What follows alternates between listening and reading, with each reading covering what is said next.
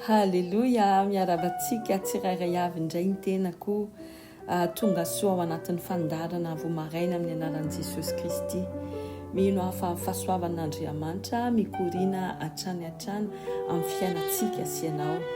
Za mahatonga antsika sy ianao eto androany satria noho ny famindram-pony izany. Dia noho izany dia andoha isika sy ianao hisaotra amin'Andriamanitra. Za manokana dia misaotra anazy amin'izao fotoana izao no fotoana sy tombosoa nomeny anahy ahafahako mitarika antsika ao anatin'izao fotoam-bavaka izao. Tadidio anio isika hanao deuxième partie amin'ny fampianarana tamin'ny maly dia hisaorako hatran'Andriamanitra izany tombosoa izany sy ny fahasoavana izay omeny ahy. Za tsy hoe inona akory fa mpanompony dia manaiky revo atsono ho ampiasainy satria tsy milay avaty aminy fa ilay avy aminy omeny dia revo azoko ilay izy dia zaraiko amintsika dia samy mandray isika sy ianao. Tsy adino foana misaotra amin'ny mpanompon'Andriamanitra amin'izao fotoana izao Zay tena manome fahafahana hatrany ahafahako mifandray aminareo amin'ny alalan'izao fotoam-bavaka maraina izao. Anio dia alakamisy 30 jolay toizantsika hatrany ny lohateny ho volana jolay manao hoe fifandraisana akaiky amin'Andriamanitra. Donc les parties 2 satria tamin'maly zay efa niteny hoe izy partie 2 les parties 2 zay toizintsika dia hoe ny signal no ahafantaranao fa mianalavitra amin'Andriamanitra ianao. Partie 2 dia jerevantsika ahoana nahafantarantsika hoe manalavitra n'Andriamanitra isika fa tsy manakaiky. Zavatra anakory no resako androany momban'izany dia teny fototra momban'izany fizarana zany hitantsika ao anatin'ny Jaona 3:9 zay fantatry ntsika loatra na dia tsy mijery baiboly ianao. Amin'ny anaran'i Jesosy ozy ny teny manao hoe fa toy izao ny tiavan'Andriamanitra izy izao tontolo izao nomeny zanany latokana mba tsy ho very izay rehetra mino azy fa hanana fiainana mandrakizay. Fa toy izao no itiavan'Andriamanitra izao tontolo izao nomeny zanany latokana. Amen. Profo ny fitiavana eto amin'izao fotoana izao izay asehoan'Andriamanitra amintsika sy ianao dia hoe nomeny zanany latokana ary nanaiky koa ny zanany latokana ho fato ho antsika sy ianao. Famezana lehibe indrindra izany amina fiainana kristiana, famezana voalohana indrindra ahafahantsika miditra amin'ny fanjakan'Andriamanitra. Dia izany famezana izany dia noho ny fitiavan'Andriamanitra. Tsy hoe Andriamanitra nity fotsiny fa fatariny fa Andriamanitra dia fitiavana. Izany mahatonga anazy afaka manome satria izy sy ny fitiavana tsy afaka zaraina. Izy dia ilay fitiavana incarné. Andriamanitra fitiavana izy.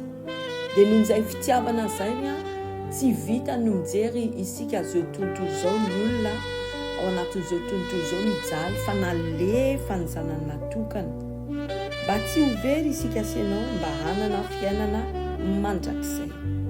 Zany fitiavana zany nasehoany amin'ny alalan'ny famezana. Dia eo indrindra isika amin'izao fotoana izao. Io sujet anankiray revo resana ao am-piangonana matetika ho an'ny olona tsy dia tia an'Andriamanitra, ho an'ny olona nanalavitra an'Andriamanitra dia ohatrany mafimafy izany hoe resabola ao am-piangonana, resaka fanomezana. Efa niresaka momba ny fanomezana fotoana isika, momba ny fanomezana be dia be, fa izao isika miditra miresaka fanomezam-vola. Matetika ataon'ny olona resabe tsy tokony mandofa folo-karena amin'izao fotoana. Ny fanatra tsy tokony omena, ny sakrifisy tsy tokony atao satria Jesosy Kristy efa nanao. Karazany sakrifisy nataon'i Jesosy Kristy matombony lakroa izy ho antsika sy ianao mba hanana fiainana isika sy ianao. Zany fiainana zany ozy ny tenin'Andriamanitra manao hoe ringana ny olona no tsy mifampiny fahalalana. Izany fiainana miaraka amin'ny Jesosy Kristy izany mitonga amin'ny fahalalana isika satria isika asianao taloha nanao fiainana izay teneny amin'izao fotoana izao tontolo izao hoe nanao fiainana ianona tany ohatr'izao sy ny ohatr'izao. Le fiainana amin'izao tontolo izao sy le fiainana omeny Jesosy Kristy tsy mitovy. Ary ozy Jesosy hoe tonga ameo fiainana ary fiainana be da be. Inona moa izany hoe fiainana be da be? Nanao amparina izy. Ary oziny koa ny tenin'Andriamanitra hoe avy any an-danitra Jesosy tonga taty ho exemple tsara, ohatra tsara ho antsika sy ianao hoe tokony ohatry ny ahoana ny fiainantsika eto an-tany mba ambinina amin'ny zavatra rehetra, mba entiny zavatra rehetrarehetra, mba ho fantatry ny olona hoe miavaka izay manompo an'Andriamanitra sy ny tsy izay manompo an'Andriamanitra. Dia io ny lalana anankiray resaka hoe nahafantarana hoe tia an'Andriamanitra ianao dia ianao tia kahihatra. Ianao tia mamery vao resaka hoe ho an'Andriamanitra dia malalaka ny fonao. Matetika ny olona rehefa mameo am-piangonana dia mieritreritra hoe makaizy io vola io, atao hoe io vola io. Ny tena marina rehefa tena hoe mame an'Andriamanitra ianao hoe Andriamanitra no amezanao an'io. Marina ny tanan'ny olombelona mandray an'izany tahaka ny tenin'Andriamanitra ao anatin'ny Hébreu hoe ety an-tany ny olombelona no mandray an'ilay fanatitra fahafolon-karena izay hoentinao fa ny an-danitra Andriamanitra mahita an'izany dia izy mihitsy no mandray an'ilay izy. Tsy maintsy misy ny olombelona aty mandray an'izany kanefa ny Andriamanitra mihitsy no nandray an'izany satria ianao rehefa mame fanatitra tsy miteny ianao omeko fanatitra hoe omena ny pasteur ty fa ao anatinao hoe manatra fanatra sy fahafolon-karena an'Andriamanitra. Marina misy araka ny tenin'Andriamanitra misy anjara tokony ho ariny amin'ny pasteur fa le izy tsy tonga direct amin'ny pasteur aloha fa omenao an'Andriamanitra. Anjara an'Andriamanitra indray mame fahendreny amin'ny pasteur sy izay mpitantanana ny fiangonana hoe ohatr'izao sy ohatr'izao no tokony hitantanana an'ilay vola.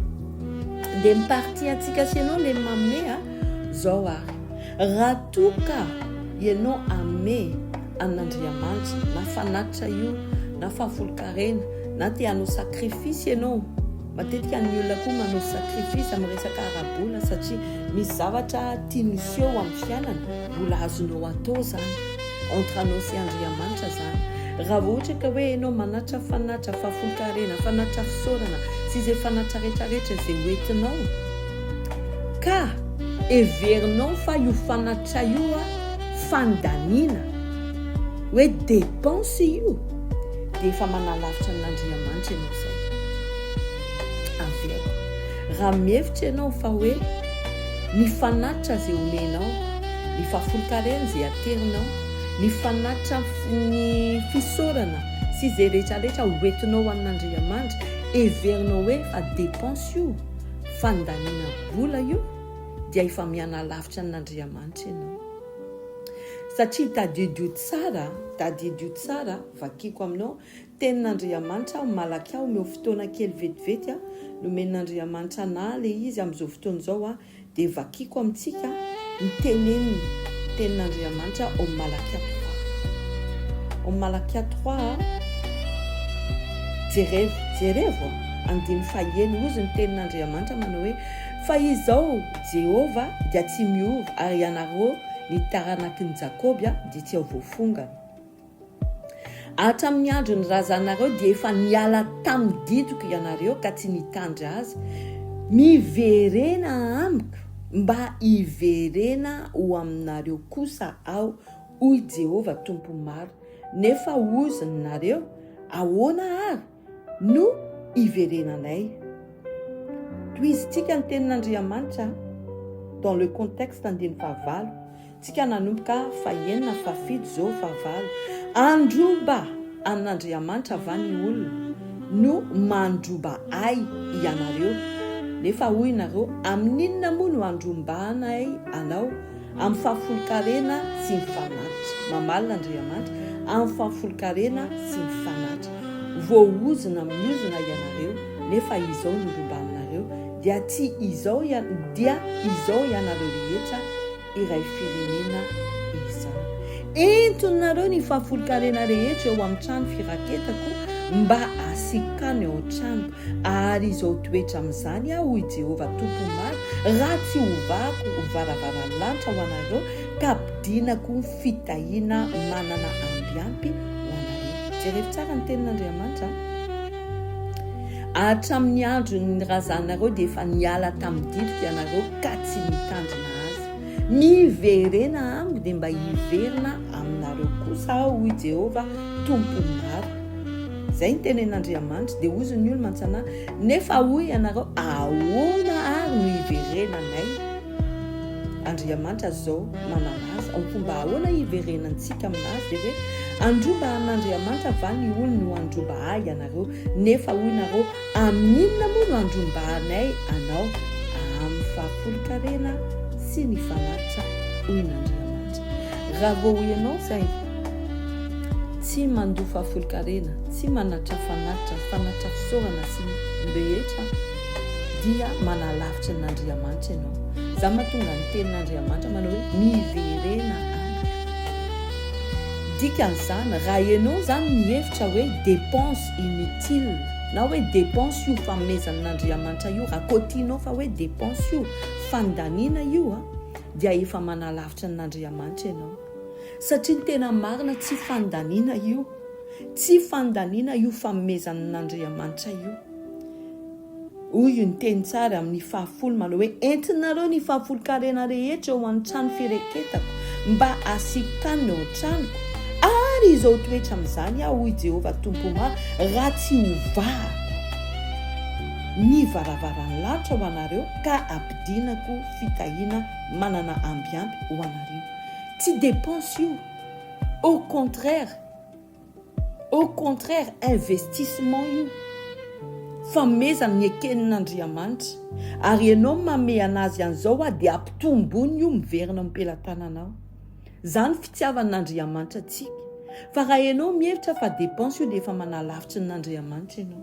Tsy dépense io, famezana rehetra omenao an'Andriamanitra ozy ny tenin'Andriamanitra hoe ao anatin'ny Matthieu. Any Andriamanitra mandray ny fanatitra sy fahafolokarena dia ao amin'ny toerana tsara sécurisé. Tsy misy mpangalatra, tsy misy afaka misy mandroba anao satria efa nitro ampelantanan'Andriamanitra le izy. Au contraire, tsy dépense io fa ampitombona. Omena fitahiana, sokafo ny varavaran'ny lanitra ho anao. Omena fitahiana bazahoina mba tsy hoe tsy ampony ampelantananao fa au contraire ampina hatrany hatrany. Raha ianao mihevitra hoe dépense ny fanomezana io manalavitra n'Andriamanitra ianao ary tsy higogo ny fahatsaran'Andriamanitra. Ka raha isaky ny fotoana am-piangonana hoe mila manao fanatitra fahafolokarena, fanatitra fisaorana dia sorena ianao, dia tesitra ianao, dia mieritreritra dia ahoana indray izao, dépense indray izao dia tsy higogo n'izany fahatsaran'izany ianao. Faharoa, raha ohatra ka hoe ianao tsy manana finoana intsony, raha olona lasa hoe kely ny finoanao miana lavitra n'Andriamanitra ianao. Satria maninona? Rehefa midina ny finoanao dikan'izany tsy mino zany ianao, kely ny finoanao amin'Andriamanitra. Dia inona zany no antsoina hoe kristiana? No antsoina hoe kristiana zany dia mino amin'Andriamanitra, Andriamanitra ny sy ny teny dia iray ihany. Mino amin'ny teny fikasana, mino amin'ny promesse n'Andriamanitra isika sy ianao. Ary ianao rehefa mandoa fahafolokarena, mame fanatitra fisaorana, misy promesse ambadiky n'izany rehetrarehetra izany vao mivakintsika, raha vao entintsika izany ao amin'ny tranon'i Jehovah dia hosokafo ny varavarana dia ho ampitombony eo ampelantanantsika, anana fitahiana manana ambiampy ho antsika. Dia ihany koa misy tenin'Andriamanitra amin'ny Filipiana jerevantsika Filipiana 4:19. Zasy vetivety tadavy dia vakiko amin'ny anaran'i Jesosy satria tadidiko ilay teny. Filipiana 4:19 ozy ny tenin'Andriamanitra manao hoe fa Andriamanitra anatanteraka izay rehetra tokony ho anareo araka ny hareny amin'ny voninahitra ho an'i Kristy Jesosy. Satria nanino? raha vakianao hatrany ambony andiny fa 15 16 17 18 19 nanatitra fanatitra izy zareo nateriny tany amin'ny Paoly izany fa nakasitran'Andriamanitra tanan'ny Paoly nandray nakasitran'Andriamanitra tenina anankiray farany ho jerevantsika momba an'izany dia hitantsika ao anatin'ny Korintiana faharoa vetivety sokafika indray Korintiana faharoa toko fasivy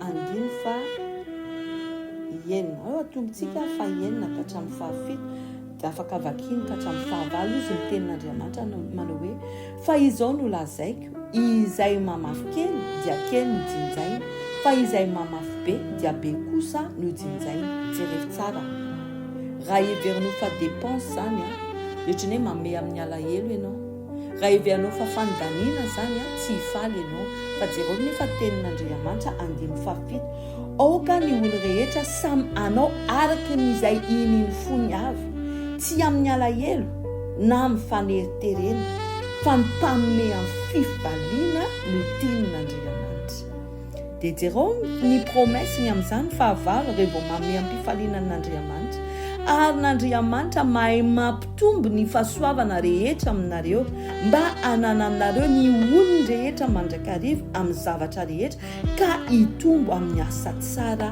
rehetra. Amen. Dia te hamaky amin'ny fasivy ihany koa araka ny voasoratra hoe namafy izy eny nanome ho an'ny malahelo ny fahamarinany maharitra mandrakizay. Amen.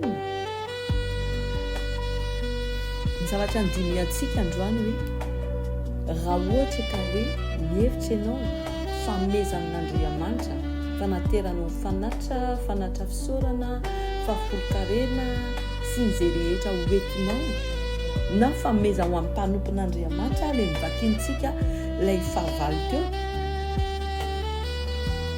dia inona moa zany ilay izy manakaiky anao amin'Andriamanitra izany raha ohatra ka hoe tsy kotianao ho dépense ilay izy fa raha kotianao ho dépense ilay izy dia manalavitra an'Andriamanitra ary ianao koa rehefa manome an'Andriamanitra tokony manana finoana matoa Andriamanitra miteny hoe mameza dia omena ianareo matoa Andriamanitra miteny hoe eto ao amin'ny trano fireketana ny fahafolo-karena sy ny fanatrareo dia ho jerevanareo raha tsy ho sokafako ny varavaran'ny ho anareo ampidinako ny fitahiana manana ampiampy ary ho teneniko mafy ny valalam-pandany dikan'izany ange ny fanomezanao amin'ny fifaliana amin'ny fitiavana dia manakaiky anao amin'Andriamanitra averina vakio tsara ny trano ny Malakia toko 7 andiny fa 6 7 8 9 10 toiziny foana dia any ambanimbany ihany andiny 18 dia miteny tenin'Andriamanitra manao hoe ho hitanareo ny tsy fitoviza amin'ny mpanompo sy tsy mpanompo raha manompo an'Andriamanitra ianao tsy mitovy amin'ny olona tsy manompo an'Andriamanitra donc andao isika sy ianao hanompo an'Andriamanitra amin'ny fifaliana sy amin'ny teriterena fa amin'ny fifaliana ary aza hieritreretinyny intsony manomboka androany hoe dépense zao zavatra rehetrarehetra hoentinao ampiangonana ho an'Andriamanitra anazy io tanany efa nandray anazy dia izy indray manomparina aminao tahin'Andriamanitra ianao dia mivavaka ao androany hoe soron'Andriamanitra ao anatin'ny fotsika ilay hoe rehefa manao fanatitra fisaorana fahafolo-karena sy fanomezan'ny mpanompon'Andriamanitra esorina ao anatin'ny fotsika izany hoe dépense io tsy dépense io fa io maika mampitombo io maika manokatra varavarana amin'ny fiainantsika dia tahin'Andriamanitra isika sy ianao dia hatrany mila miakatra ny finoantsika n'Andriamanitra satria zay lazainy dia izany koa no nataony dia manakaiky an'Andriamanitra hatrany isika par rapport an'ireny fizarana tenin'Andriamanitra fampianarana ireo satria avy amin'Andriamanitra ireo nalaina avy amin'ny tenin'Andriamanitra fa tsy avy amin'ny olombelona dia misaotra antsika tsirairay avy mandray Andriamanitra no hanao ny asany amin'ny fiainantsika sy ianao amin'ny anaran'i Jesosy Kristy. Entiko fahasoavana sy famindram-po anaraka anao amin'ny andro rehetra iainanao dia hitoetro mitran'ny Jehovah andro lavy ianao amin'ny anaran'i Jesosy Kristy. Amen. Tahiny tompo isika.